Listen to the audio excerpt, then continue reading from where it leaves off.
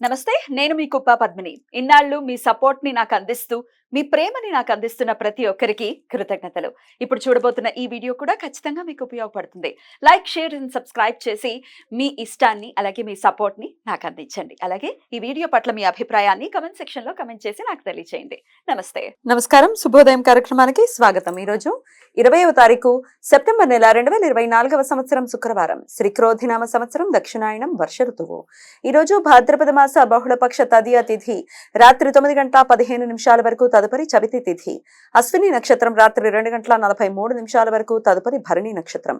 ధ్రువం యోగం రాత్రి 3:19 వరకు తదుపరి వ్యాఘాత యోగం. వాణిజ్య కరణం ఉదయం 10:55 వరకు భద్ర అంటే విష్టి కరణం రాత్రి 9:15 వరకు తదుపరి భవకరణం ఉంటాయి. నక్షత్ర వర్జం రాత్రి 11:08 నుండి 12:34 వరకు. అమృతకాలం రాత్రి 8:16 నుండి 9:42 వరకు. హైదరాబాద్ ప్రాంతం వారికి సూర్యోదయం ఉదయం 6:05 సూర్యాస్తమయం సాయంత్రం 6:14 చంద్రోదయం సాయంత్రం 7:58 చంద్రాస్తమయం ఉదయం 8:07 అభిజిత్ ముహూర్తం పగలు 11:45 నుండి మధ్యాహ్నం 12:34 వరకు. దుర్ముహూర్తం ఉదయం 8:31 నుండి 9:19 వరకు.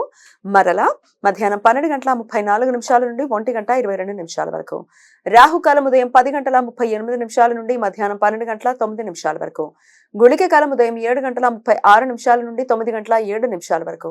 యమగండం మధ్యాహ్నం 3:12 నుండి సాయంత్రం 4:43 వరకు. ఈ రోజు బృహత్యుమా వ్రతం, దీనినే ఉండ్రాళ్ల తద్దె అని పిలుస్తారు.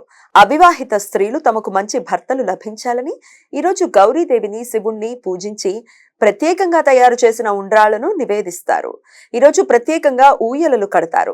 యువతులు ఆట పాటలతో ఈరోజు ఉల్లాసంగా ఉయ్యాలాటలు ఆడుకుంటారు. పితృపక్షాలలో భాగంగా ఈరోజు తృతీయ శ్రార్థం. ఏ మాసంలో అయినా శుక్లపక్ష తదియ రోజు కానీ, బహుళపక్ష తదియ రోజు కానీ మరణించిన కుటుంబ సభ్యులకు శ్రార్థ కార్యక్రమాలు నిర్వర్తించడానికి అనుకూలమైన రోజు. దీనినే తీస్ శ్రార్థం అని కూడా పిలుస్తారు. శుక్రవారం అశ్విని నక్షత్ర కలయిక ఉండటం చేత సర్వార్థ సిద్ధి యోగం ఈ రోజు ఉదయం 6:05 నుండి రాత్రి 2:43 వరకు ఉంటుంది.